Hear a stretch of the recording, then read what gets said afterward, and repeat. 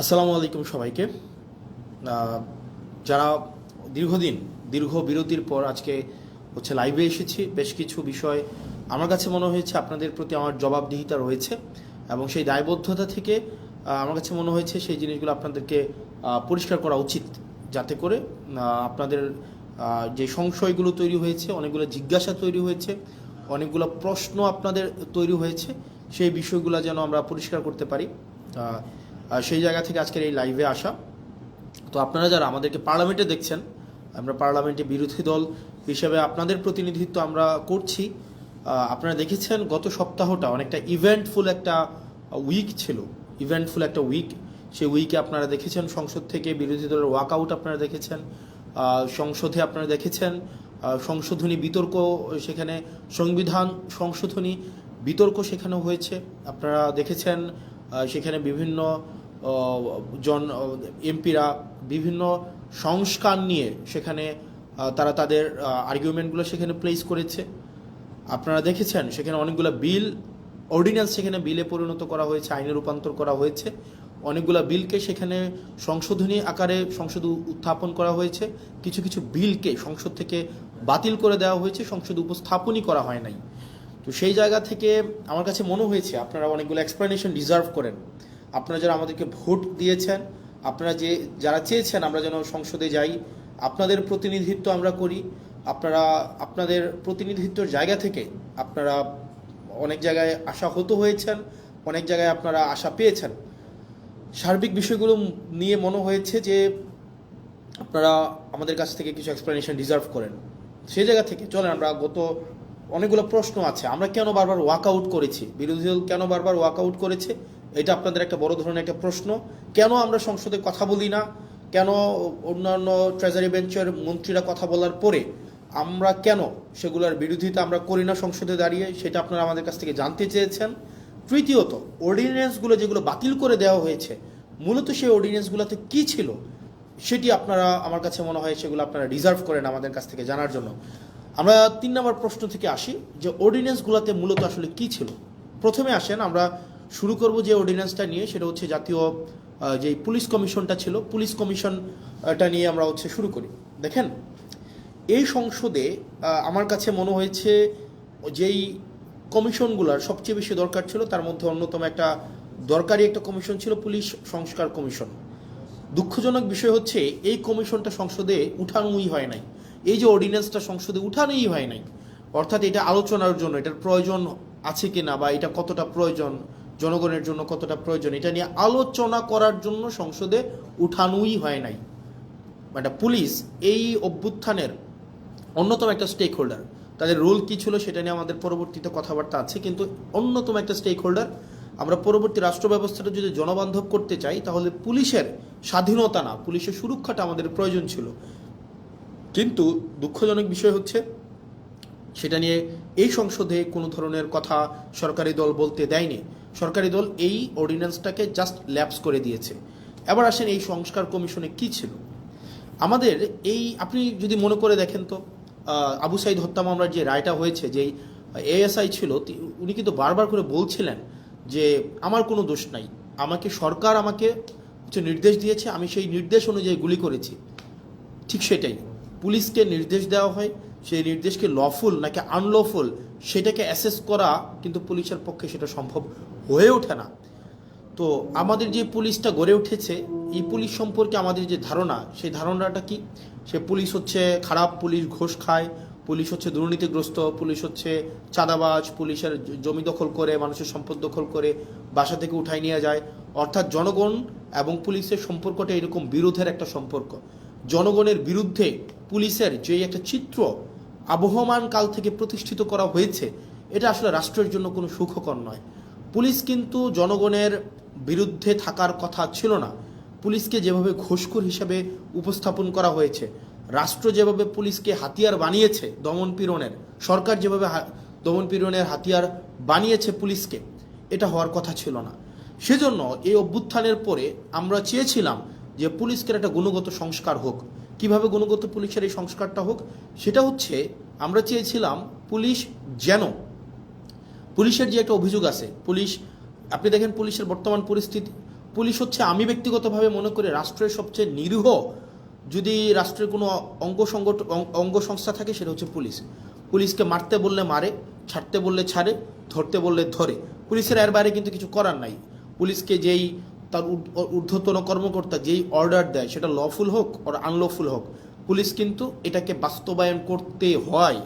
সেই জায়গা থেকে আমরা চেয়েছিলাম যে, এবং পুলিশের কিছু সমস্যা আছে। যেমন পুলিশের 1 নম্বর সমস্যা হচ্ছে পুলিশ সারাদিন ডিউটি করতে হয়, মানে অলমোস্ট 24/7 ডিউটি করতে হয়, তাকে ওভারটাইম দেওয়া হয় না। পুলিশ, আপনি যদি রাজারবাগ পুলিশ লাইনগুলোতে যান বা বাংলাদেশের থানাগুলোতে যান, আপনি গিয়ে দেখবেন পুলিশ যে ধরনের হচ্ছে অমানবিক জীবনযাপন করে, মানে পুলিশের যে অমানবিক জীবনযাপন, এটা মানে যেটা আনইমাজিনেবল, এই একটা অমানবিক জীবনের মধ্যে থেকে, এবং তার যে বেতন কাঠামো আছে সেটা নিয়ে কথা নাই বলি, তাকে ওভারটাইম দেওয়া হয় না, তাকে অলওয়েজ সিনিয়রদের যে অর্ডার, এটা আনলফুল হইলেও তাকে এটা বাস্তবায়ন করতে হয়, এবং তাকে এটা বাস্তবায়ন যদি না করে তাহলে তার পদায়ন, তার পদোন্নতি, তার হচ্ছে ট্রান্সফার, এই সবগুলোকে হচ্ছে আটকে দেওয়া হয়। এবং দুঃখজনক বিষয় হচ্ছে, পুলিশ যদি সরকারের কোনো ইচ্ছার বাইরে যায়, অন্যায্যভাবে সরকার একটা অর্ডার করছে, এটার বাইরে যদি পুলিশ যায়, তার চাকরি অলমোস্ট ইম্পসিবল হয়ে ওঠে। এখন দেখেন, পুলিশের এই যে ক্ষোভ, পুলিশের প্রতি যে এইসব অন্যায্য অবিচার করা হচ্ছে, তার পোস্টিং, প্রমোশন, পদোন্নতি সবগুলো রাজনৈতিক ইচ্ছার উপরে নির্ভর করা হচ্ছে। বাংলাদেশে পুলিশ যারা সরকারের যত বেশি পদলেহন করে, যারা সরকারের সবচেয়ে বেশি কাছাকাছি থাকে, যারা সরকারি দলকে সবসময় হচ্ছে পৃষ্ঠপোষকতা করে, তারা ভালো পোস্টিং পায়, তারা ভালো প্রমোশন পায়। সেজন্য সরকারের লিগ্যাল অর্ডার করুক অথবা আনলিগ্যাল অর্ডার করুক, এই কারণে পুলিশরা সবসময় চায় সরকারের মনোরঞ্জনের মধ্য দিয়ে ব্যস্ত থাকতে। এখন এই যে পুলিশের যত অভাব, পুলিশের যত প্রত্যাশা, পুলিশের যত চাওয়া পাওয়া, পুলিশের যত ক্ষোভ, এগুলা নিরসনের জন্য এই গভর্নমেন্ট একটা কাজ করেছিল, মানে ইন্টারিম গভর্নমেন্ট, সেটা ছিল পুলিশ গ্রিভিয়েন্স রিএড্রেস প্রোগ্রাম হাতে নিয়েছিল। অর্থাৎ পুলিশের ক্ষোভ নিরসন করা এবং ন্যায্যতার ভিত্তিতে পুলিশের যে প্রয়োজনগুলো, সেগুলোকে নিশ্চিত করার জন্য পুলিশ গ্রিভিয়েন্স রিএড্রেস প্রোগ্রাম হাতে নিয়েছিল এই সংস্কার কমিশনে। অথচ বিএনপি সরকার সেটাকে বাতিল করে দিয়েছে। ভাই, একটা জিনিস বুঝেন আপনারা, পুলিশ তো একটা ডিসিপ্লিনারি ফোর্স, তার প্রয়োজন, প্রত্যাশা, চাওয়া পাওয়া, সেগুলোর জন্য তো পুলিশ হচ্ছে আন্দোলন করতে পারবে না, কোথাও গিয়ে স্মারকলিপি দিতে পারবে না। তাকে যদি আপনি একটা হিলিং একটা ওয়ে না দেন, এটা উইন্ডো না দেন, তাহলে তার প্রয়োজন, প্রত্যাশা সে কোথায় দিবে, মানে সেগুলো কার কাছে জানাবে? এটা জানানোর জন্য ইন্টারিম গভর্নমেন্ট যে পুলিশ সংস্কার কমিশনটা করেছিল, সেটা হচ্ছে সেখানে পুলিশের ক্ষোভটাও যেন পুলিশ জানাইতে পারে, পুলিশের অভিযোগটা যেন পুলিশ জানাইতে পারে। এবং পুলিশকে যদি কেউ আনলফুললি কোনো একটা অর্ডার করা হয়, পুলিশকে যদি কেউ হচ্ছে অন্যায্যভাবে কোনো একটা অর্ডার করা হয় যে তোমাকে গুলি করতে হবে, তোমাকে হচ্ছে কাউকে উঠাই নিয়ে আসতে হবে, তোমাকে হচ্ছে মানে বেআইনি কোনো একটা কাজ করতে হবে, পুলিশ সদস্যরাও যাতে সেটা থেকে নিষ্কৃতি পায়, সেটার জন্য একটা অভিযোগ জানাইতে পারে, সেটার জন্য পুলিশ গ্রিভিয়েন্স রিএড্রেস একটা প্রোগ্রাম হাতে নেওয়া হয়েছিল, সেটাকেও বাতিল করে দেওয়া হয়েছে। 2 নম্বর হচ্ছে, জনগণের কিন্তু পুলিশের বিরুদ্ধে অনেক অভিযোগ আছে। জনগণের যে পুলিশের বিরুদ্ধে অভিযোগ আছে, সেটার জন্য সিটিজেন কমপ্লেইন, এটা হচ্ছে management committee, citizen complain management committee, এটা করা হয়েছিল, এটাকেও বাতিল করে দেওয়া হয়েছে। মানে অভ্যুত্থান পরবর্তীতে পুলিশকে যুগোপযোগী করার জন্য, জনবান্ধব করার জন্য ইন্টারিম গভর্নমেন্ট যেই ধরনের পদক্ষেপগুলো হাতে নিয়েছিল, তার মধ্যে পুলিশ সংস্কার কমিশন অন্যতম। আপনি সেটাকে সংসদে উঠানি নাই, আপনি সংসদে উঠানোর আগে সেটাকে বাতিল করে দিয়েছেন। তো সেই জায়গা থেকে পুলিশের প্রতি, পুলিশকে যে রাজনীতি আবার করবে না, রাজনৈতিক হাতিয়ারে আবার পরিণত করবে না, পুলিশের যে উপরের যে পোস্টিংগুলো আছে, যেখানে প্রমোশনগুলো আছে, সেগুলোকে যে আবার রাজনীতিক করবে না, সেটার নিশ্চয়তা কিন্তু না। এবং সেটা খুবই দুঃখজনক, মানে সেটা খুবই দুঃখজনক। আপনারা আমার সামনে যারা আছেন, আপনারা আমাকে শুনতে পাচ্ছেন কিনা স্পষ্ট, বা দেখতে পাচ্ছেন কিনা, আপনারা আমাকে একটু জানাবেন কাইন্ডলি যে আমাকে স্পষ্ট দেখতে পাচ্ছেন কিনা। আমি নিশ্চিত না, কারণ শুরু থেকে আমি কথা বলছি। তাহলে দেখেন, পুলিশকে আমাকে যুগোপযোগী করতে হবে, পুলিশকে জনবান্ধব করতে হবে, পুলিশকে রাষ্ট্রের লাঠিয়াল বাহিনী হিসেবে, পুলিশকে যদি আমি রাষ্ট্রের লাঠিয়াল বাহিনীতে পরিণত করি, এবং পুলিশকে যদি ছাড়তে বললে, পুলিশ আমাদেরকে মাঝে মাঝে এসে বলে যে ভাই আমাদের পরিণতি হয়েছে এটা, সরকার ছাড়তে বললে ছাড়ি, মারতে বললে মারি, ধরতে বললে ধরি, অর্থাৎ আমাদের এই তথৈবচ অবস্থা। এখন এই তথৈবচ অবস্থা থেকে মুক্তির জন্য পুলিশ শুধুমাত্র লিগ্যাল অর্ডারটা বাস্তবায়ন করবে, এবং পুলিশ সরকারের লাঠিয়াল বাহিনী হইবে না, পুলিশ জনবান্ধব হবে, পুলিশ জনগণের হবে। সেটার জন্যই কিন্তু হচ্ছে সংস্কার কমিশনটা করা হয়েছিল। দুঃখজনক বিষয় হচ্ছে, এই সংস্কার কমিশন এই সরকার এটাকে ল্যাপস করে দিয়েছে, এটাকে উঠাইয়ে নাই। তার মানে এই সরকার যে অ্যাটিটিউড, এই সরকারের যে মনোভাব পুলিশকে নিয়ে, এই সরকারের যে চাওয়া পাওয়া পুলিশকে নিয়ে, সেটা হচ্ছে এই সরকার পুলিশকে আবার একটা লাঠিয়াল বাহিনীতে পরিণত করতে চায়। কারণ সে যতই বলুক আমরা এগুলাকে বিবেচনা করব, আমরা এটাকে আরও বেশি সুন্দর করে, আরও বেশি শক্ত করে নিয়মের মধ্য দিয়ে এটাকে করব, আলটিমেটলি কিন্তু এটা করছে না, বা করবে কিনা সেটা কিন্তু আমরা আস্থা পাচ্ছি না। পরবর্তীতে যদি আরও ভালো সংস্কার কমিশন আপনি করতেন, তাহলে এই কমিশনটাকে আপনি স্বীকৃতি দিয়ে পরবর্তীতে আপনি ভালো সংস্কার কমিশন করতেন, আপনি কিন্তু সেটা করেন নাই। তার মানে পুলিশ সংস্কার কমিশনেরকে বাতিল করার মধ্য দিয়ে এই সরকারের মনোভাব কি বা কোন দিকে যাচ্ছে সেটা কিন্তু আমরা বুঝতে পারি। এরপর আসেন দ্বিতীয়ত মানবাধিকার কমিশন। মানবাধিকার কমিশনের যে বিষয়টা, সেটা হচ্ছে মানবাধিকার কমিশনের সাথে আমাদের, আমি সিম্পল ভাষায় বলছি, মানবাধিকার কমিশনের সাথে আপনার তিনটা বিষয় সম্পৃক্ত। এক, মানবাধিকার কমিশনের সাথে আপনার গুম কমিশন সম্পৃক্ত। আমাকে কি স্পষ্টভাবে শুনতে পাওয়া যাচ্ছে কিনা? স্পষ্টভাবে শুনতে পাওয়া যাচ্ছে আমাকে একটু? ইয়েস। তাহলে আমার তিনটা বিষয় আপনারা দেখেন, মানবাধিকার কমিশনের সাথে আপনার তিনটা বিষয় সম্পৃক্ত। একটা হচ্ছে গুম কমিশন এবং জুলাই যোদ্ধাদের যে ইন্ডিমনিটি দেওয়া হয়েছিল সেই কমিশনটা। আমি সিম্পল ভাষায় বলি মানবাধিকার কমিশনটা কী ছিল। মানবাধিকার কমিশনে এখানে বলা হয়েছিল যে মানবাধিকার কমিশনের যারা সিলেকশন করবেন, এই সিলেকশন কমিটিতে কিছু আপনার মডিফিকেশন করা হয়েছিল, এবং এই মানবাধিকার কমিশন যেটা 2026 মানে জাতীয় মানবাধিকার কমিশন অর্ডিন্যান্স, যেটা 2025-এর যে অর্ডিন্যান্সটা, 26-এর যে অর্ডিন্যান্সটা, এই অর্ডিন্যান্সে ছিল যে রাষ্ট্রের যেই সংস্থাগুলো, আপনি গুমের সাথে কারা জড়িত, গুমের সাথে নর্মালি জড়িত হচ্ছে রাষ্ট্রের যে বাহিনীগুলো, সরকার জড়িত থাকে, সরকারের যে বাহিনীগুলো জড়িত থাকে। মানবাধিকার কমিশন যদি চায় এই বাহিনীগুলোর বিরুদ্ধে, তারা নিজেরাই হচ্ছে ইনভেস্টিগেট করতে পারবে। দুঃখজনকভাবে বিষয় হচ্ছে আপনার 2009 সালের মানবাধিকার কমিশনে যেটা হচ্ছে, সেখানে মানবাধিকার কমিশনের এই এখতিয়ার নাই। আপনি এই ইন্টারিম গভর্নমেন্ট যে মানবাধিকার কমিশন অধ্যাদেশ করেছেন সেটাকে বাতিল করে দিয়ে আপনি 2009 সালের মানবাধিকার কমিশন আবার আইনে নিয়ে গেলেন। 2009 সালের যে মানবাধিকার কমিশন আইন, এটা হচ্ছে নখদন্তহীন একটা আইন।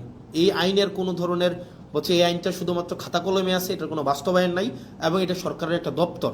আপনি এটাকে মিনিস্ট্রির আন্ডারে নিয়ে আসলেন। মানবাধিকার কমিশনটাকে আপনি একটা মন্ত্রণালয়ের অধীনে নিয়ে আসলেন। মন্ত্রণালয়ের অধীনে কি যুক্তিতে নিয়ে আসলেন? মন্ত্রণালয়ের অধীনে নিয়ে আসলেন যদি মানবাধিকার কমিশনকে আমরা স্বতন্ত্র করে দেই, তাহলে এই মানবাধিকার কমিশন প্রপারলি ফাংশন করতে, এইটার জবাবদিহিতা নাকি আপনি নিশ্চিত করতে পারবেন না। ভাই, এই সরকারে অনেকগুলো অর্গানাইজেশন আছে যারা ইন্ডিপেন্ডেন্টলি ফাংশন করে। সিইসি ইন্ডিপেন্ডেন্টলি ফাংশন করে, সিজিএস ইন্ডিপেন্ডেন্টলি ফাংশন করে, এখানে হচ্ছে পিএসসি ইন্ডিপেন্ডেন্টলি ফাংশন করে। ঠিক একইভাবে মানবাধিকার কমিশন ইন্ডিপেন্ডেন্টলি ফাংশন করতো, কিন্তু আপনি যেটা করলেন সেটা হচ্ছে মানবাধিকার কমিশনকে একটা মন্ত্রণালয়ের অধীনে নিয়ে আসলেন। এখন মানবাধিকার কমিশন যদি কারো বিরুদ্ধে কোনো ইনভেস্টিগেট করে, তখন মন্ত্রণালয়ের অনুমতি লাগবে। এখন স্বরাষ্ট্র মন্ত্রণালয়ের স্বরাষ্ট্রমন্ত্রীর অনুমতি নিয়ে আপনি জাস্ট চিন্তা করেন, আপনি আসাদুজ্জামান খান কামালের অনুমতি নিয়ে আপনি পুলিশের বিরুদ্ধে হচ্ছে আপনি ইনভেস্টিগেট করবেন, এবং যারা গুমের সাথে জড়িত, যারা হচ্ছে নিপীড়নের সাথে জড়িত, আপনি তাদের অনুমতি নিচ্ছেন যে আমাকে কি দয়া করে অনুমতি দিবেন, আমি কি আপনাদের বিরুদ্ধে আমি একটা তদন্ত কাজ পরিচালনা করতে পারি। এখন এটা খুব স্বাভাবিকভাবেই সত্য, বাংলাদেশে গত 17 বছর রাষ্ট্রের যে বাহিনীগুলো গুম খুনের সাথে জড়িত ছিল, তাদের কারো বিরুদ্ধেই কোনো ধরনের আপনার হচ্ছে কোনো তদন্ত হয় নাই। এখন এই তদন্তের, একদম সিম্পল ভাষা, এই তদন্তের এখন এই ক্ষমতাটা মানবাধিকার কমিশন যে পেয়েছিল, আপনি সেটাকে বাতিল করে দিলেন, এবং এটার মধ্য দিয়ে আপনার যে নিয়ত, আপনি যে আবার গুম খুনে ফিরে যেতে চান না, সেটা কিন্তু স্পষ্ট হলো না। এবং এটা খুবই দুঃখজনক, আপনার এই মানবাধিকার কমিশন বাতিল করার মধ্য দিয়ে আপনি দুইটা কমিশনকে আপনি হচ্ছেন অর্নামেন্টাল করে ফেলেছেন, ফাংশনাল আর থাকে নাই। একটা হচ্ছে গুম কমিশন, আর হচ্ছে জুলাই ইন্ডিমনিটির যেই বিষয়টা, এটাকে আপনি হচ্ছেন অর্নামেন্টাল করে ফেলেছেন। এই দুইটা অর্ডিন্যান্স কিন্তু মানবাধিকার কমিশনের সাথে সম্পৃক্ত। তো সেই জায়গা থেকে আপনার এই সরকারের যে উদ্দেশ্য, সেটা কিন্তু প্রশ্নবিদ্ধ। তৃতীয়ত, সুপ্রিম কোর্টের সচিবালয় অধ্যাদেশটাকে আপনি বাতিল করে দিলেন। এটাকে আপনি আবার নিয়ে আসলেন আইন মন্ত্রণালয়ের অধীনে। আপনি বলছেন যে বিচার বিভাগকে আপনি পৃথকীকরণ করবেন, বিচার বিভাগকে আপনি স্বাধীন করবেন, কিন্তু সেটাকে আবার আইন মন্ত্রণালয়ের অধীনে আপনি রাখলেন। এবং এই সরকার, অন্তর্বর্তীকালীন সরকার যতগুলো ভালো কাজ করেছিল এবং যতগুলো কাজ ওয়াইডলি সেলিব্রেটেড হয়েছিল, তার মধ্যে কিন্তু এই সুপ্রিম কোর্টের সচিবালয়ের অধ্যাদেশটা অন্যতম। কারণ একটি বিচারক, খেয়াল করেন, একটা বিচারক যদি নির্মোহভাবে অবজেক্টিভভাবে তার বিচার কার্য পরিচালনা করতে চায়, তাকে আপনি অবশ্যই তাকে সুযোগ দিতে হবে।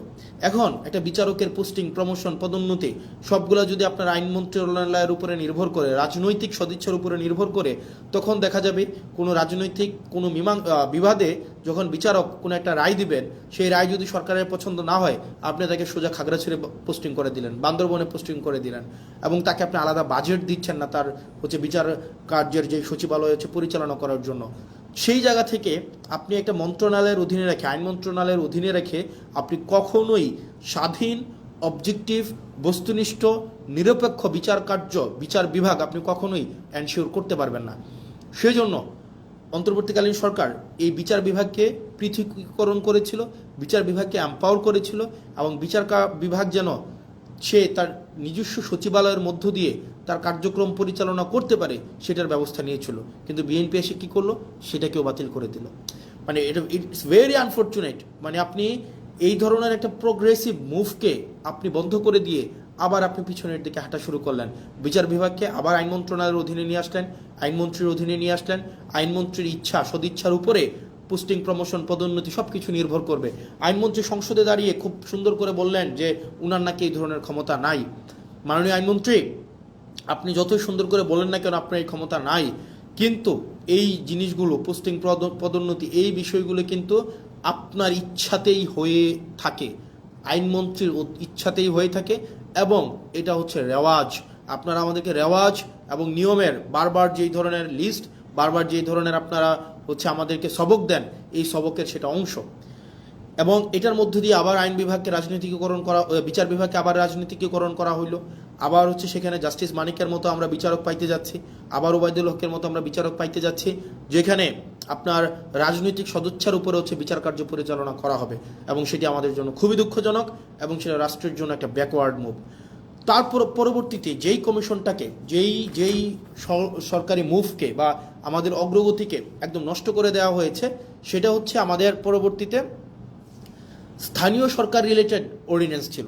অর্থাৎ আগে এই ইন্টারিম গভর্নমেন্ট আসার পরে ওনারা একটা কাজ করেছিলেন, সেটা যে বিশেষ পরিস্থিতিতে, যেহেতু আপনারা জানেন যে বিগত 3-4টা নির্বাচন, সেই নির্বাচনগুলো স্থানীয় সরকারে সেগুলো স্বচ্ছ, নিরপেক্ষ, বস্তুনিষ্ঠ নির্বাচন হয় নাই, অংশগ্রহণমূলক নির্বাচন হয় নাই। একপাক্ষিকভাবে সেই নির্বাচনগুলোতে আওয়ামী লীগের কর্তা ব্যক্তিরাই সেখানে নির্বাচিত হয়ে স্থানীয় সরকারগুলোকে দখল করেছিল, মেম্বার, চেয়ারম্যান, মেয়র, কাউন্সিলর। এই কারণে অভ্যুত্থান পরবর্তী সময়ে আপনার ইন্টারিম গভর্নমেন্ট এসে তাদেরকে সরিয়ে দিয়ে আপনার এখানে একটা বিশেষ পরিস্থিতিতে একটা অর্ডিন্যান্স করে যে এই স্থানীয় সরকারের নির্বাচিতদেরকে চাইলে সরকার বাদ দিতে পারে, এটা বিশেষ পরিস্থিতিতে।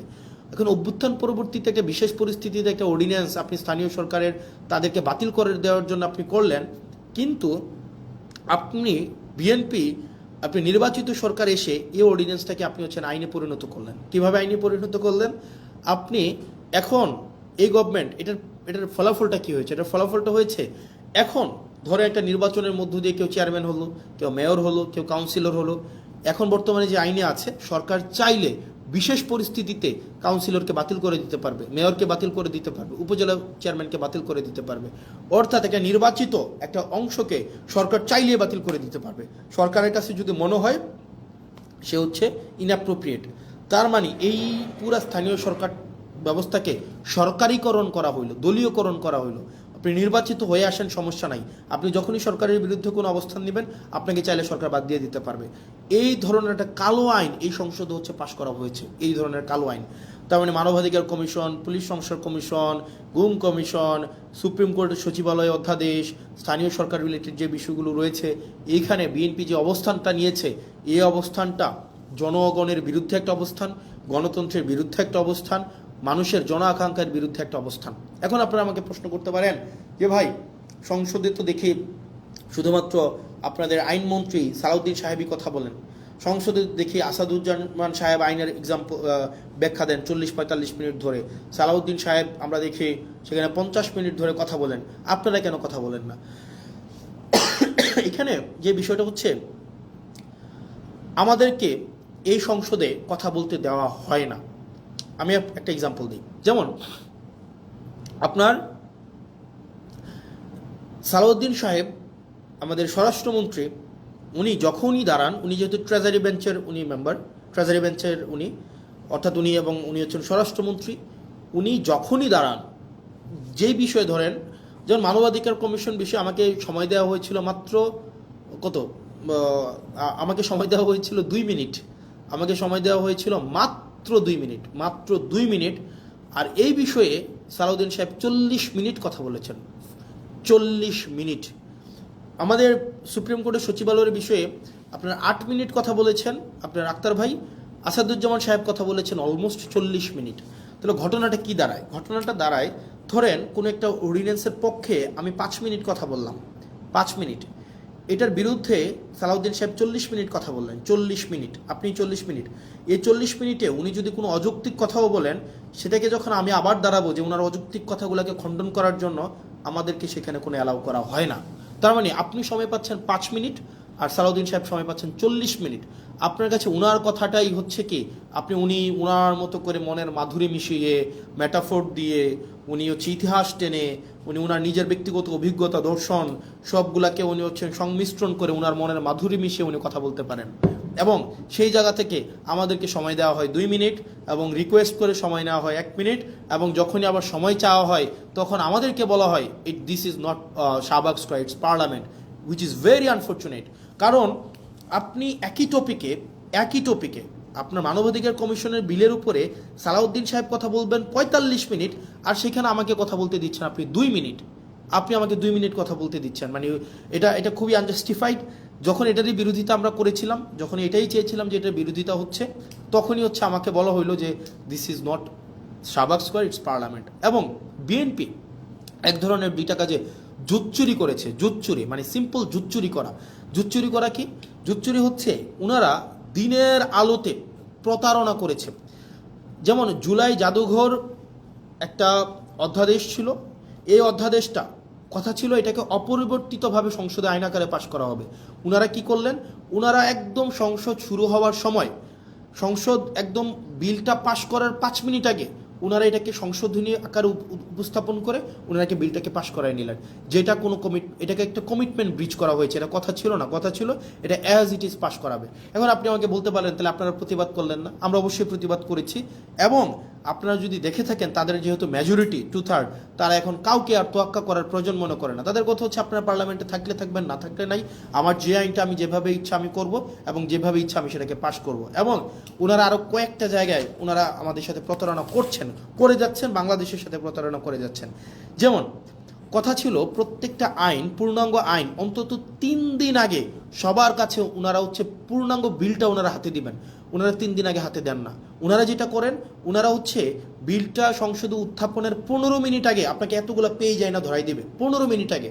এবং এই 15 মিনিট আগে আপনাকে এই পুরো বিলটার যদি আপনি একমত থাকেন বা দ্বিমত প্রকাশ করেন, এই 15 মিনিটের মধ্যে আপনাকে জানাইতে হবে। এবং এটা হচ্ছে এক ধরনের পুকুর চুরি করার মতো। এবং আপনারা দেখবেন মানবাধিকার পুলিশ সংস্কার কমিশন, এটা কিন্তু সংসদে উত্থাপনের কথা ছিল, কিন্তু ওনারা এই কমিটমেন্টটা ওনারা ব্রেক করেছেন। ওনারা অনেকগুলা কমিটমেন্ট ওনারা সিরিজ আকারে ব্রেক করেছেন। 1 নম্বরে ব্রেক করেছেন, ওনারা বলেছিলেন 98টা অধ্যাদেশ ওনারা অ্যাজ ইট ইজ পাস করবেন। এই অ্যাজ ইট ইজ 98টা কমিশন পাস করার কথা থাকলেও ওনারা সেই জায়গায় ওনারা হচ্ছেন আমাদের জাতির সাথে ওনারা প্রতারণা করেছেন, ওনারা কমিটমেন্ট ব্রেক করেছেন। দ্বিতীয়ত ওনারা বলেছিলেন খ ক্যাটাগরির 16টা সংশোধন আকারে বিলগুলো হচ্ছে সংসদে উপস্থাপন করবেন, সেখানেও হচ্ছে ওনারা হচ্ছেন কমিটমেন্ট রাখেন নাই, ওনারা সংশোধিত আকারে উত্থাপন করে নাই। অনেকগুলো বিল, যে বিলগুলো মানবাধিকার কমিশন, পুলিশ সংস্কার কমিশন, তারপরে হচ্ছে আপনার গুম অধ্যাদেশ, এই বিষয়গুলো বলেছিলেন ওনারা এই সংসদে আলোচনার জন্য ওনারা হচ্ছেন নিয়ে আসবেন, সেখানেও সবগুলা বিল ওনারা নিয়ে আসেন নাই। এখন ওনারা যেহেতু মেজরিটি, ওনারা যা ইচ্ছা তা করতে পারেন। যেমন ওনারা অ্যাসালমকে গতকাল দেখলেন, মানে বাংলাদেশের জন্য আরেকটা কালো, মানে একটা দিন, কালো দিনটা ওনারা দেখেন। অ্যাসালম, আমি সংসদে প্রশ্ন করেছিলাম বাংলাদেশের শীর্ষ 20টা ঋণখেলাপি প্রতিষ্ঠানের তালিকা দেওয়ার জন্য। তো আমির খসরু সাহেব আপনার হচ্ছে ফিনান্স মিনিস্টার, উনি 20টা ঋণখেলাপির তালিকা আমাদেরকে দিয়েছেন, সংসদে সেটা আছেন। এই 20টার মধ্যে 9টাই হচ্ছে অ্যাসালমের প্রতিষ্ঠান। এই অ্যাসালম ইসলামী ব্যাংক থেকে 82,000 কোটি টাকা শুধু ইসলামী ব্যাংক থেকে ওনারা হচ্ছে ঋণখেলাপি করেছে। 82,000 কোটি টাকা ইসলামী ব্যাংক থেকে নিয়ে গিয়েছে অ্যাসালম। আপনার ইন্টারিম গভর্নমেন্ট যখন আসলো, ইন্টারিম গভর্নমেন্টের আপনার হচ্ছে যিনি গভর্নর ছিলেন, এই গভর্নর কি করলেন, এই ব্যাংকগুলোকে বাঁচানোর জন্য 36,000 কোটি টাকা রিফিল করলেন, যেন এই ব্যাংকগুলো জনগণকে এই টাকাটা দিতে পারে এবং ব্যাংকগুলোকে যেন বাঁচানো যায়। 36,000 কোটি টাকা, 36,000 CR। এখন যেটা হয়েছে, গতকাল একটা ব্যাংক অর্ডার পাস করাই নিলেন মেজরিটির বড়াই দিয়ে। এই ব্যাংক অর্ডারে কি আছে?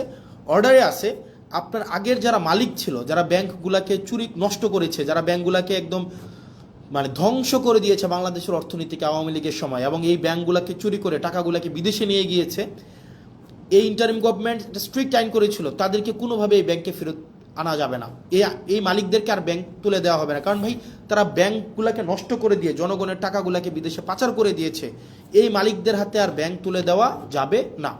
অথচ গতকাল সরকার একটা আইন করলো, সেই আইনটা হচ্ছে কি? আইনটা হচ্ছে যদি 7% টাকা ফেরত দেয়, আপনার 36,000 কোটি টাকার 7% যদি ওনারা ফেরত দেয়, তাইলে আবার তাদের কাছে মালিকানা বুঝাই দেওয়া হবে। তাহলে চিন্তা করেন, তার মানে আপনি টাকা 82,000 কোটি টাকা মারলেন, এখন সরকার এই ব্যাংকগুলোকে বাঁচানোর জন্য আবার 36,000 কোটি টাকা দিল। এখন আপনি মাত্র 7% টাকা ফেরত দিয়ে, তার মানে হচ্ছে 2,500-3,000 কোটি টাকা ফেরত দিয়ে আপনি আবার মালিকানা পেয়ে যাবেন। তার মানে আপনি চুরির সময় চুরি করলেন, চুরি করার সময়, মানে এটা সিম্পল, এটা বোঝানো হচ্ছে যেমন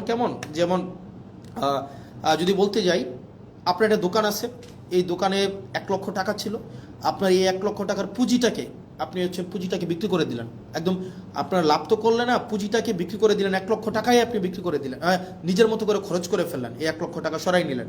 তখন কি করলো সরকার, আপনার দোকানটা যেন টিকে থাকে, কাস্টমার যেন অ্যাটলিস্ট দোকানে আসতে পারে, দোকানটা যেন টিকে থাকে, সরকার আবার 50,000 টাকা ফেরত দিল, যে তোমাকে দিল যে ভাই তুমি দোকানটাকে কোনো রকমের টিকায় রাখো। সরকার আপনাকে ফেরত দিল এবং বলল কি, আগের যে মালিক, যে 1 লক্ষ টাকা নিয়ে পালাই গেছে, তাকে কোনোভাবেই আর এই দোকানের মালিকানা বুঝাই দেওয়া হবে না। এখন এই সরকার কি করলো, এই সরকার আসার পরে ওই মালিককে আবার এখন সুযোগ দিল যে তুমি যদি মাত্র 7% টাকা ফেরত দাও, মাত্র 7,000 টাকা ফেরত দাও, তাইলে তোমাকে আবার মালিকানা বুঝাই দেওয়া হবে। তার মানে ওই দোকানদার 1 লক্ষ টাকাও খাইছে, পরবর্তীতে সরকারের 50,000 টাকাও পাইছে, এখন মাত্র 7,000 টাকা ফেরত দিয়ে সে এখন এই দোকানের মালিকানা বুঝে পাইবে। মানে এত মানে মানে অযৌক্তিক, অবিবেচনা প্রসূত কোনো সিদ্ধান্ত হইতে পারে, মানে বিএনপি থেকে আমরা পাইতে পারি, মানে এটা কোনোভাবেই গ্রহণযোগ্য ছিল না। তার মানে আপনি 1.5 লক্ষ টাকা, মানে 1 লক্ষ টাকা তো এটা আপনি নিয়েই গেলেন জনগণ থেকে, সরকার আবার আপনাকে 50,000 টাকা দিল এটাকে বাঁচিয়ে রাখার জন্য, এখন মাত্র আপনি 7,000 টাকা ফেরত দিয়ে আপনি এই ব্যাংকের মালিকানা বুঝে পাবেন। সরকার এই ধরনের একটা কালো আইন করলো, কাকে খুশি করার জন্য? অ্যাসালমকে খুশি করার জন্য। কাকে খুশি করার জন্য? রাষ্ট্রের মাফিয়াদেরকে খুশি করার জন্য, যেটা বিএনপি থেকে খুবই আনঅ্যাকসেপ্টেবল একটা হচ্ছে মুভ। এই অ্যাটিটিউডটা যদি অব্যাহত থাকে, আপনি দেখেন বিএনপির যিনি HPM honourable prime minister Tarique Zia, ওনার মুভমেন্টগুলো যদি আপনি দেখেন, ওনার মুভমেন্ট হচ্ছে আপনি দেখবেন খুবই অ্যাকোমোডেটিভ, মানে খুবই অ্যাকোমোডেটিভ। আপনি দেখবেন খুবই সুন্দর পেয়ার স্টান করতেছে, এই প্রোগ্রামে যাচ্ছে, ওই প্রোগ্রামে যাচ্ছে, খুবই ডিসেন্ট এবং হচ্ছে ইনক্লুসিভ একটা মুভ দিচ্ছে। কিন্তু অ্যাক্টিভিটিগুলো যদি আপনি দেখেন, বিএনপির অ্যাক্টিভিটিগুলো লাস্ট 2 মাসে, নাম্বার 1 অ্যাক্টিভিটি বাংলাদেশ ব্যাংকে যেভাবে দখল করা হইলো, এই অ্যাক্টিভিটিটা যদি আপনার চোখে পড়ে, বিসিবিকে যেভাবে দলীয়করণ করা হইলো, স্থানীয় সরকারকে যেভাবে ধ্বংস করা হইলো, মানবাধিকার কমিশনকে যেভাবে বাতিল করে দেওয়া হইলো, পুলিশ সংস্কার কমিশনকে বাতিল করে দেওয়া হইলো, সুপ্রিম কোর্টের সচিবালয়কে বাতিল করে দেওয়া হইলো, এরপরে হচ্ছে আপনার এই ব্যাংকগুলোকে আবার দখল করার জন্য দখলবাজদেরকে যে সুযোগটা দেওয়া হইলো, এই অ্যাক্টিভিটিগুলো যদি আপনি একসাথে করেন, তাহলে আপনার কাছে যে বার্তাটা যায়, এই বার্তাটা কখনোই ইতিবাচক কোনো একটা বার্তা না। এই অ্যাক্টিভিটিগুলো যদি আমরা একসাথে যোগ করি, তাহলে যে বিএনপির চেহারাটা দাঁড়ায়, এই বিএনপির চেহারাটা যদি বেগম জিয়া বেঁচে থাকতেন, নিশ্চয়ই উনি সেটার জন্য অবশ্যই দুঃখ পাইতেন, কষ্ট পাইতেন। উনি বেঁচে থাকলে কখনোই এভাবে মানে নগ্নভাবে দলীয়করণ করা হইতো না। উনি জুলাই জাদুঘরকে যেভাবে হচ্ছে বিএনপি দলীয়করণ করার জন্য সবার হচ্ছে দিনে দুপুরে প্রকাশ্যে যেভাবে একটা জালিয়াতির একটা আশ্রয় নিয়েছেন, সেটা ম্যাডাম যদি বেঁচে থাকতেন উনি অবশ্যই সেটার জন্য উনি লজ্জিত হতেন। সার্বিকভাবে বিবেচনায় আপনি যদি দেখেন বিএনপির লাস্ট 2 মাসের মুভ এবং বিরোধী দল আকারে আমরা আমাদের এই সংসদে আমাদের কথা বলার সুযোগ না দেওয়ার যে বিষয়টা, আমাদেরকে শাহবাগ দেখানো হচ্ছে, যে অর্থাৎ আপনি যদি কথা বলতে চান আপনি শাহবাগে যান, শাহবাগে আপনি যা ইচ্ছা তা বলতে পারবেন, এটা পার্লামেন্ট, এখানে আপনি যা ইচ্ছা তা বলতে পারবেন না, এখানে শুধুমাত্র সেটাই বলা যাবে। আপনি বিরোধী দল, আপনি মাত্র এই কয়টা সিট নিয়ে আসছেন, আপনি আবার এত বেশি সময় পাবেন কেন? ভাই আপনি একজন 40 মিনিট ধরে উনি ক্লাস নিতে পারেন, সেখানে আমাদেরকে সময় দেওয়া হয় 2 মিনিট, রেকর্ডে আছে। আপনি যদি দেখেন, আমরা যখন একটা বিলের বিরুদ্ধে দাঁড়াইলাম, মানবাধিকার কমিশনের বিলের বিরুদ্ধে দাঁড়াইলাম, আমাকে সময় দেওয়া হলো যে মিস্টার আবদুল্লাহ আপনার সময় 2 মিনিট। আর এইটার রিভার্টাল যখন আসাদুজ্জামান সাহেব দিলেন, উনি 25 মিনিট প্লাস হচ্ছে উনি রিভার্টাল দিলেন। তার মানে উনার কোনো সময় মানে নাই, উনি যতক্ষণ ইচ্ছা কথা বলতে পারবেন, উনি দাঁড়াইলেই উনার মাইক অন করবেন, উনি সালাউদ্দিন সাহেব দাঁড়াইলেই উনার মাইক অন হবে, এবং ওনার রেকর্ডের জন্য ওনারা সব কিছু বলতে পারেন। কিন্তু আমাদের রেকর্ডের জন্য আমাদের মাইক অন করা হয় না। আমরা 50 বার 20 বার শুরু থেকে যদি হাত তুলে রাখি, আমাদেরকে এই সময়টা দেওয়া হয় না। এটা নাকি সংসদের রেওয়াজ। তো সংসদের রেওয়াজ এবং সংসদের আইন আসলে কোনটা কি, সবগুলো হচ্ছে সরকার যেভাবে চাইবে সেটাই, যেটা অভ্যুত্থান পরবর্তী সময়ে যেটা আমাদের জন্য অপ্রত্যাশিত ছিল। প্রিয় বাংলাদেশবাসী, আপনাদের আমার কাছে মনে হয়েছে আপনারা কিছু এক্সপ্লানেশন ডিজার্ভ করেন। কারণ দিন শেষে আমরা হচ্ছে দিন শেষে কোনো না কোনোভাবে আমরা বেনিফিটেড। আমরা যারা ক্ষমতায়, আমরা যারা চেয়ার পেয়েছি, আমরা যারা মন্ত্রী হয়েছি, আমরা যারা এমপি হয়েছি, আমরা কোনো না কোনোভাবে বেনিফিটেড। এটা নিঃসন্দেহে, এটা বলার কোনো সুযোগ নাই, আমরা বেনিফিটেড। কিন্তু যারা জীবন দিয়েছে, যারা আত্মত্যাগ করেছে, যারা রাস্তায় নেমে এসেছিল, যারা হচ্ছে জুলাইয়ে, আরেকটা ইম্পর্টেন্ট বিষয়, জুলাইয়ের কথা মনে হওয়াতে, খুবই পুর স্ক্রিপ্টেড একটা নাটক বিএনপি আপনারা হচ্ছে পার্লামেন্টে করছে, খুবই পুরলি স্ক্রিপ্টেড। সেটা হচ্ছে কি, ওনারা বলতেছে, বারবার বলতেছে ওরা জুলাই সনদের পক্ষে, মানে বারবার কিন্তু বলতেছে জুলাই সনদের পক্ষে, যে আমরা প্রত্যেকটা দাড়ি কমা সহ আমরা জুলাই সনদ বাস্তবায়ন করব। তো আমরা যখন বলতেছি যে জুলাই সনদের অর্ডারটা আপনাকে বাস্তবায়ন করতে হবে, তখন যেটা হইল, ওনারা একদিন একটা নাটক সাজাইল। ওনাদের পন্থী কিছু ছাত্রদল, যুবদল সহ অনেকে আছে যে তাদের এই অভ্যুত্থানে ফেসিবাদ বিরোধী প্রত্যেকটা রাজনৈতিক দল সমানভাবে অংশগ্রহণ করেছে। তাদের আত্মত্যাগ ছিল, তাদের দীর্ঘ লড়াই ছিল, তাদের দীর্ঘ হিস্ট্রি ছিল। তো ওনারা কি করলেন, কিছু সিলেক্টিভ আহতকে, কিছু সিলেক্টিভ, একদম সিলেক্টিভ কিছু আহতকে বিরোধী দলীয় যেই গ্যালারিটা আছে সেই গ্যালারিটাতে এনে বসাইলো, এবং ওনাদেরকে বলে দেওয়া হলো, পরবর্তীতে ওনাদের মধ্যে অনেকগুলো আহত আমাদের কাছে আসছে যে ভাই আমরা তো বুঝি নাই যে আসলে আমাদেরকে কী কারণে নিয়ে আসা হয়েছে, আমাদেরকে জাস্ট বলা হয়েছে আপনাদেরকে গাদ্দার বলার জন্য, এবং আপনাদেরকে যেন আমরা বেশিং করি, আপনাদেরকে যেন আমরা হচ্ছে ওখান থেকে আপনাদেরকে বেশিং করি, এবং আপনাদের বিরুদ্ধে যেন আমরা স্লোগান দিই। এই স্ক্রিপ্টটা বিএনপির জন্য, মানে শোনেন, আপনারা বিএনপির যারা আছেন 217 জন এমপি আছেন, ইট ডাজন্ট ম্যাটার, আপনারা হচ্ছেন সরকারে আছেন, ইট ডাজন্ট ম্যাটার। মানে ধরেন কি করতে পারবেন, ম্যাক্সিমাম গুম করে ফেলতে পারবেন, উঠাই নিয়ে যেতে পারবেন বাসা থেকে, এই জার্নিটা এখানে থামাই দিতে পারবেন, সো হোয়াট ভাই। মানে জীবনে তো ধরেন আপনার মানুষের সাথে যদি কানেক্টেড থাকি, মানুষ যদি আস্থা রাখে, বিশ্বাস রাখে, এর থেকে বড় প্রাপ্তির আর কিছুই নাই। আপনারা ওই দিন যে স্ক্রিপ্টটা সাজাইলেন, আপনারা যে নাটকটা সেদিন সংসদে করলেন, এবং আমরা দেখলাম মাননীয় প্রধানমন্ত্রী প্রত্যেক আহতের সাথে একজন একজন করে কথা বলে আসার পরেই ওই আহতরা ওই গ্যালারি থেকে আমাদেরকে বিভিন্নভাবে, ওখানে আপনারা দেখলেন এটা সিন ক্রিয়েট করা হয়েছে, এবং ওনারা আমাদেরকে বিভিন্নভাবে গালাগালি দিলেন। ওনারা বললেন আমরা জুলাই সনদ চাই, বিএনপি যেভাবে চাই আমরা সেভাবে চাই। তো আমরা জিজ্ঞেস করলাম বিএনপি কীভাবে চাই বলেন তো? ওনারা বললেন না, বিএনপি যেভাবে চাই আমরা সেভাবে চাই। আমি বললাম তো বলেন না বিএনপি কীভাবে চায়? না আমরা এত কিছু বুঝি না, বিএনপি যেভাবে জুলাই সনদ চাই আমরা সেভাবে চাই। এর মাঝখানে 3-4 জন আছে আমাদের কাছে এসে বললো যে ভাই আমরা খুবই দুঃখিত, আমরা আপনাদের সাথে এইভাবে আচরণ করার কারণে, কিন্তু আমাদেরকে এইভাবেই বলা হয়েছে, আমরা যেন আপনাদের বিরুদ্ধে স্লোগান দেই, আমরা যেন আপনাদেরকে হচ্ছে ওখানে অপমান করি, আমরা যেন আপনাদের বিরুদ্ধে এই ধরনের কথাগুলো বলি। মানে it's very unfortunate mister Tarique Zia, honourable prime minister Tarique Zia, it's very unfortunate আপনি পার্লামেন্টে থাকা অবস্থায় এই ধরনের একটা নাটক করা হবে এবং এটার ডিরেকশন আপনি দিবেন। মানে আমি জানি এটার স্ক্রিপ্ট রাইটার কে ছিল, এটার কোরিওগ্রাফার কে ছিল, এটার হচ্ছে ডিরেক্টর কে ছিল, আমি জানি না, কিন্তু আমি এটা বিশ্বাস করতে স্টিল চাই না যে এখানে কোনো ধরনের আপনি ব্যক্তিগতভাবে এখানে এটার পৃষ্ঠপোষকতা করেছেন, এটা আমি বিশ্বাস করতে চাই না।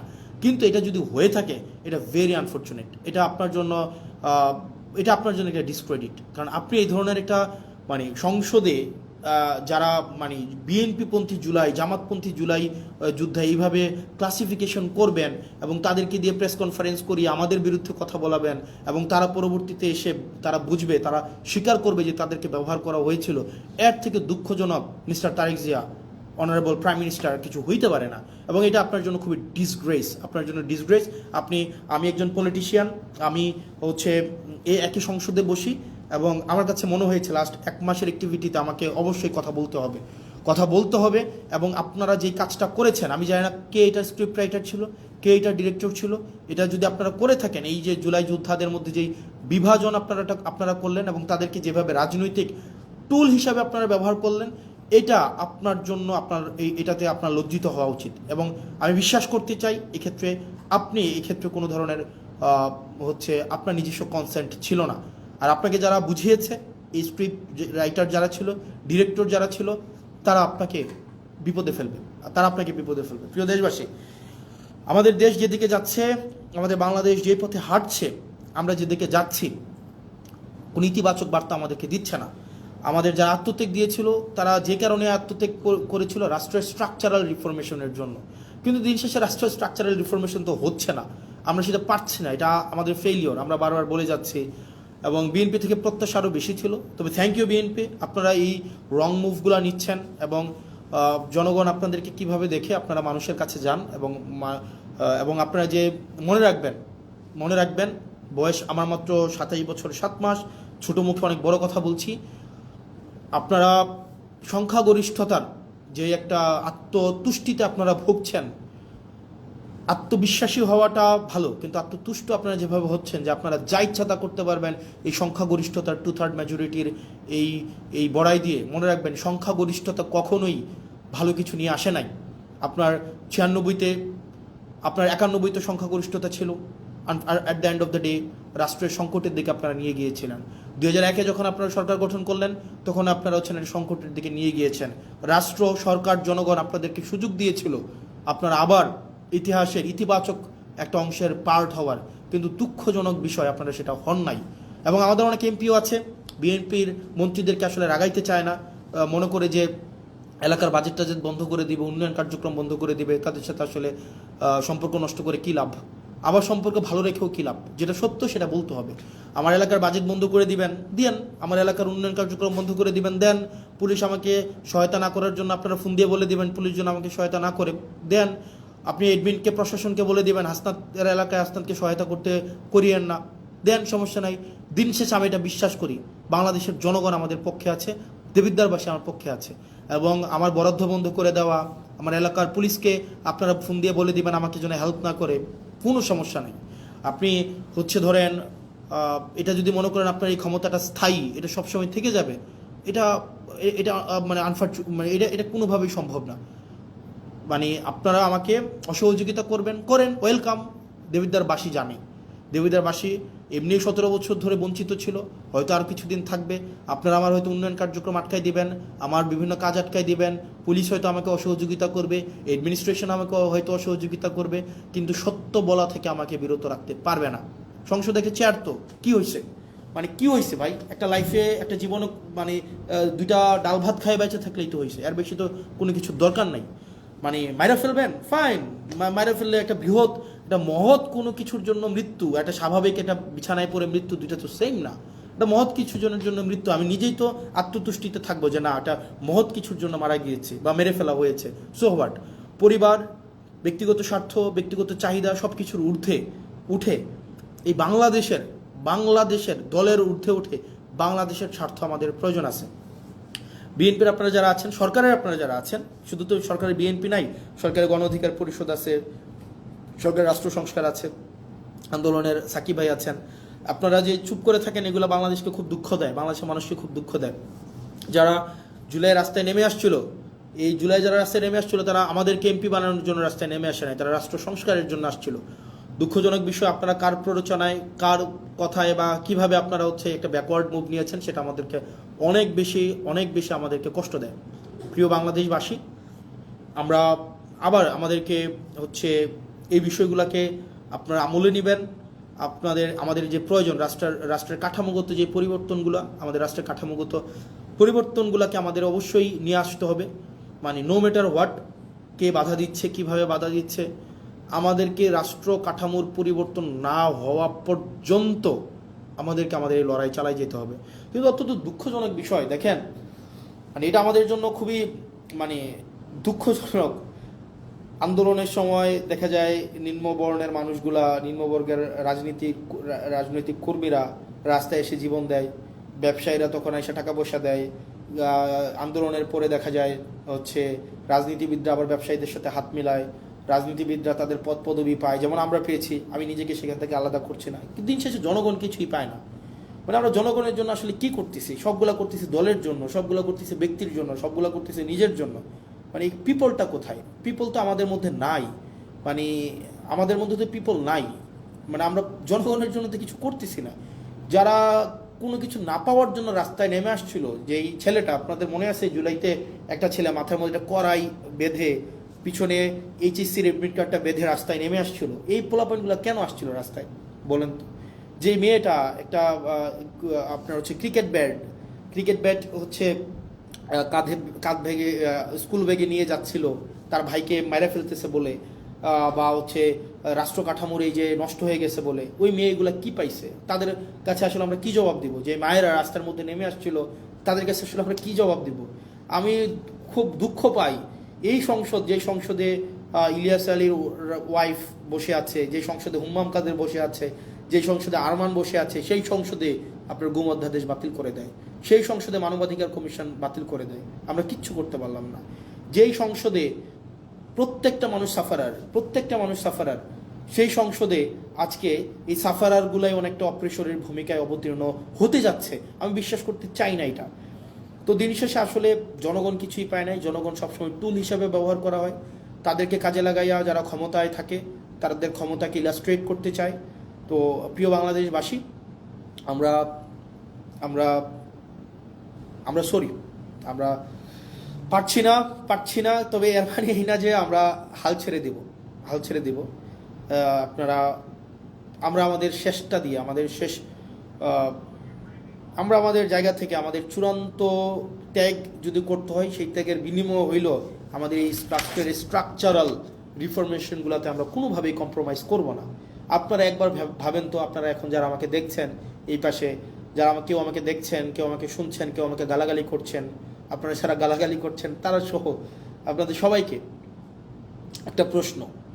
2024 সালে বা 2023 সালে রাষ্ট্র সংস্কারের এই প্রস্তাবনাগুলো যদি শেখ হাসিনা দিত, যে এই ধরনের একটা মানবাধিকার কমিশন করা হবে, এই ধরনের একটা পুলিশ সংস্কার কমিশন করা হবে, এই ধরনের একটা হচ্ছে বিচার বিভাগ পৃথকীকরণ, সুপ্রিম কোর্টের সচিবালয় পৃথকীকরণের একটা কমিশন করা হবে, 2023 সাল বা 24 সালে দিত এই ধরনের প্রস্তাব, আপনারা বলেন তো বিএনপি এটার বিরোধিতা করতো? বিএনপি এটার বিরোধিতা করতো না। বিএনপি এগুলোকে লুফে নিত, এই রাষ্ট্র কাঠামোর এই প্রস্তাবটাকে বিএনপি লুফে নিত। তার মানে বিরোধী দলে থাকতে মানবাধিকার আরাম, সরকারি দলে আসলে সেটা হয়ে যায় হারাম।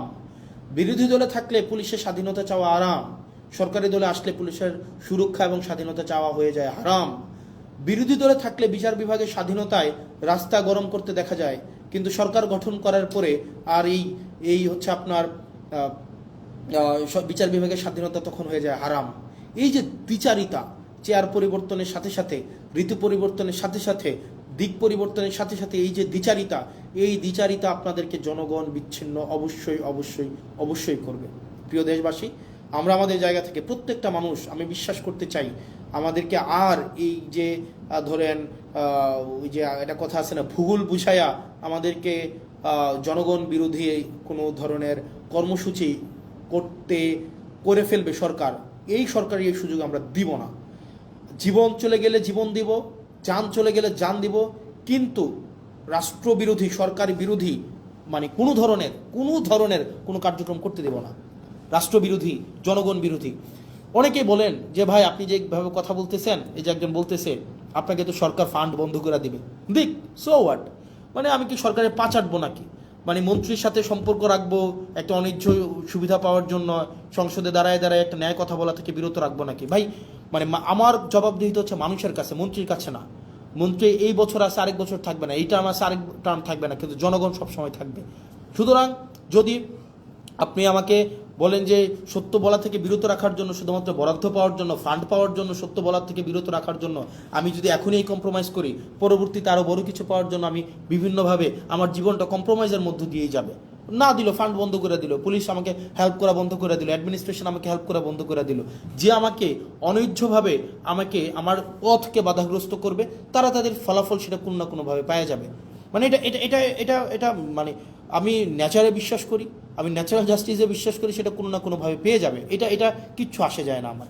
আপনি এই কারণে এই যে মন্ত্রীর সাথে কুসুম কুসুম সম্পর্ক রাখতে হবে, কুসুম কুসুম বিরোধিতা করতে হবে, যদি আমার ফান্ড বন্ধ করে দেয় দিলে দিক, আমার কিচ্ছু আসে যায় না, কিচ্ছু আসে যায় না। কিন্তু যেটা সত্য, সত্যটাই আমাকে বলতে হবে, যেটা মিথ্যা, মিথ্যাটা আমাকে প্রকাশ করতে হবে। এর মাঝখানে কোনো ধরনের পার্থক্য রাখা যাবে না। পুলিশ আমাকে সহযোগিতা করলেও আমার কিচ্ছু আসে যায় না, প্রশাসন আমাকে সহযোগিতা করলেও কিচ্ছু আসে যায় না, সরকার আমাকে সহযোগিতা করলেও আমাকে কিচ্ছু আসে যায় না, আমার হচ্ছে মন্ত্রীরা আমার বিরোধিতা করলেও আমার কিচ্ছু আসে যায় না, মন্ত্রী আমার ফান্ড বন্ধ করে দিলেও আমার কিচ্ছু আসে যায় না, সচিবরা আমাকে অসহযোগিতা করলেও কিচ্ছু আসে যায় না। মানুষের বাঁচেই কয়দিন, মানুষ বাঁচবেই কয়দিন, মানুষ তো ভাই মানে মৃত্যু পর্যন্ত সারা জীবন ক্ষমতায় থাকবে না। কিন্তু দিন শেষে মানুষ জানুক, জনগণ জানুক, যারা আমাকে ভোট দিছিল, যে মহিলাগুলাকে মানে লাইন ধরে ধরে আমাকে ভোট দিছে, বিনা পয়সায় যারা আমাকে ভোট দিছে, তারা জানুক দিন শেষে যে আমি সত্যের পথে ছিলাম। যে ইয়াং প্রজন্ম, শিক্ষিত প্রজন্ম যারা বিনা পয়সায় আমাকে ভোট দিছিল, তাদের কাছে আমার জবাবদিহিতাটা আমি নিশ্চিত করতে চাই। আমি বিশ্বাস করতে চাই, আমি যদি সত্যের পথে থাকি, সেক্ষেত্রে যদি সরকার আমাকে বাধাও দেয়, জনগণ আমার পাশে দাঁড়াবে। আমাকে বিনা পয়সায় ভোট দিয়ে জিতাইছিল, আবার আমাকে প্রয়োজনে বিনা পয়সায় ভোট দেওয়া জিতাবে, কিন্তু আমি কম্প্রোমাইজ করতে পারবো না, না না, কোনোভাবেই না, কোনোভাবেই না। আমি মিডিয়াকে দেখেছি দালালি করতে, মিডিয়ার যে দালালি, মানে এটা মানে এটা এটা পৃথিবীতে মানে পৃথিবীতে যদি কোনো উদাহরণ হয়ে থাকে মিডিয়ার দালালি, এটা বাংলাদেশে হচ্ছে 1 নাম্বার হবে মিডিয়ার দালালি। মিডিয়া, মিলিটারি, ব্যুরোক্রেসি সবাই এখন আবার হচ্ছে মানে জি হুজুর আবার কালচারে চলে গিয়েছে। এই জি হুজুর কালচারে এনসিপি যাবে না, জি হুজুর কালচারে এনসিপি রাজনীতিবিদরা যাবে না, কোনোভাবেই যাবে না, কোনোভাবেই না। আপনি আমার চেহারা নিয়ে কথা বলেন, আপনি আমাকে চেহারা নিয়ে আমাকে ট্রোল করেন, আপনি আমাকে কালো বলেন, হোয়াট এভার, এগুলো আমার কিচ্ছু আসে যায় না। মানে এইটা দিয়ে আপনি আমাকে থামাইতে পারবেন? কোনোভাবেই না, নেভার, কোনো ওয়েতেই না ভাই।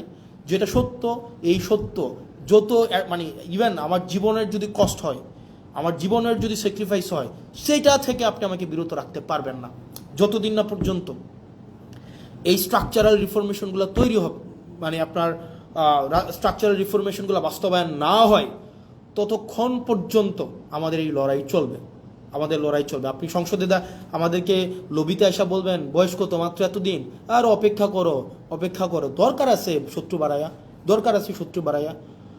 যদি কেউ শত্রু হইতে চায়, মানে আমার আমার প্যারা নেই, কিচ্ছু আসে যায় না, কিচ্ছু আসে যায় না। প্রিয় বাংলাদেশবাসী, আপনারা জানেন দিন শেষে যে কারা বাংলাদেশের বিরুদ্ধে অবস্থান নিচ্ছে, অ্যাসালমের পক্ষে অবস্থান নিচ্ছে, যারা কারা সংস্কারের বিরুদ্ধে অবস্থান নিচ্ছে, স্বাধীন বিচার বিভাগের বিরুদ্ধে অবস্থান নিচ্ছে, স্বাধীন পুলিশ সংস্কার কমিশনের বিরুদ্ধে অবস্থান নিচ্ছে, যারা কারা এই স্থানীয় সরকার ব্যবস্থাকে নষ্ট করে দিচ্ছে, এটাকে আবার ফেসিবাদের দিকে নিয়ে যাচ্ছে, কারা সংস্কারের কথা বলে তারা তাদের 31 দফা থেকেও পিছনে হটছে, জুলাই সনদ অক্ষরে অক্ষরে বাস্তবায়নের কথা বলেও কারা পিছনে হচ্ছে চলে যাচ্ছে।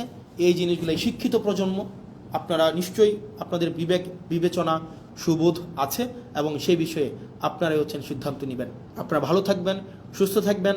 যারা গালাগালি দিচ্ছেন তাদের গালাগালিকে আমি স্বাগত জানাই, সেটার কখনোই প্রতিবাদ করি নাই, সেটা অব্যাহত রাখেন, সেটা নিয়ে কিচ্ছু আসে যায় না। কিন্তু একই সাথে সাথে এটাও আপনারা তো এমনি নিষিদ্ধ আছেন এখন, আপনাদের নেতা, আপনাদের দেখবেন নেতারা হচ্ছে বিদেশে বিলাসবহুল জীবনযাপন করে আওয়ামী লীগের। আপনারা যারা রাস্তায় এসে 30 সেকেন্ডের একটা স্লোগান দিয়ে দৌড় মারেন হচ্ছে আপনার আলোক গতিতে, আপনাদের নেতারা হচ্ছে বিদেশে বসে বসে জন্মদিন পালন করে, বড় হচ্ছে গাড়িতে ঘোরাঘুরি করে, বিভিন্ন বড় বড় শপিং মলে হচ্ছে শপিং করে। তো নেতার পা আপনারা যারা চাটেন, আপনার নেতার পা চাটার আগে একবার ভাইবেন আপনারা কাদের পা চাটতেছেন।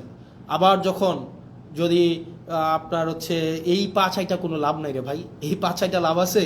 আপনি দেশে হচ্ছে পুলিশের দৌড় খাবেন, আপনাকে জনগণ পিটাবে, আপনাকে রাজনৈতিক দলগুলো আপনাকে দৌড়ের উপরে রাখবে, আর আপনার নেতারা বিদেশে আরাম আয়েশের জীবন কাটাবে।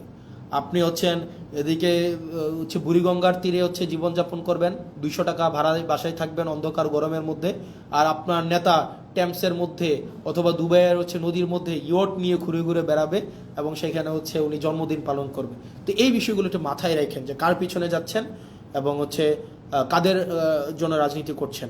আর আপনারা যারা অনেকে আছেন নেতার পা চাটেন, নেতার পিছনে পিছনে নেতার পা চেটে জীবনটাকে ধ্বংস করে দিচ্ছেন, এই এখন নেতার পা চাটতেছেন, কিছুদিন পরে নেতার ছেলের পা চাটতে হবে, এখন চাটতেছেন নেতার পা, নেতার পা চেটে কোনো লাভ হয় নাই, এরপরে চাটবেন নেতার ছেলে। নেতার ছেলে সবসময় নেতাই হবে। আর দিন শেষে আপনারা যারা চাটার উপরে থাকেন, চাটাচাটি যাদের হচ্ছে কর্ম, চাটাচাটি যাদের হচ্ছে জীবিকা, চাটাচাটি ছাড়া যাদের মনস্তত্ত্বের মধ্যে স্বাধীনতা নাই, যারা মানসিকভাবে স্বাধীন না, যারা মানসিকভাবে হচ্ছে মানে চাটামিকে যারা জীবিকা হিসাবে নিয়েছেন, দিন শেষে আপনাদের চাটতেই হবে। এখন কিছু আগে চেটেছেন নেতার বাবাকে, এখন চাটতেছেন নেতাকে, কিছুদিন পরে চাটবেন নেতার ছেলেকে। এটাই হচ্ছে আপনাদের নিয়তি। যদি এটা না করতে চান, স্বনির্ভর হতে চান, সত্যকে সত্য বলতে চান, মিথ্যাকে প্রকাশ করতে চান, তাহলে এইসব চাটাচাটি বাদ দেন। দল আপনাকে ভাত দিবে না। আপনার ঘরে যদি ওষুধ না থাকে, আপনার মায়ের যদি ওষুধ না থাকে, নেতা এসে সে ওষুধ কিনে দিয়ে যাবে না। দিন শেষে আপনি করবেন গুলিস্তানে মার্কেট, আর নেতা যাবে দুবাই মার্কেট করতে। আপনি ছুটিতে যাবেন হচ্ছে ওই যে চানখারপুল, আপনার নেতায় যাবে লিভারপুল। তো সেই জায়গা থেকে এই নেতার পা চাটাচিটি করে লাভ নাই। এই পা চাটাচিটিটা বন্ধ করেন। নেতা যাই করে সবই যে ঠিক করে, ব্যাপারটা এমন না। নেতাকে নির্মোহভাবে ক্রিটিক্যালি নেতাকে অবজার্ভ করেন, ক্রিটিক্যালি নেতাকে ক্রিটিক করেন, এবং নেতাকে আপনি সব কিছুর ঊর্ধ্বে রাখার যে এক ধরনের আমাদের মনস্তত্ত্ব তৈরি হয়েছে, সেটা থেকে নিজেরা নিষ্কৃতি পান।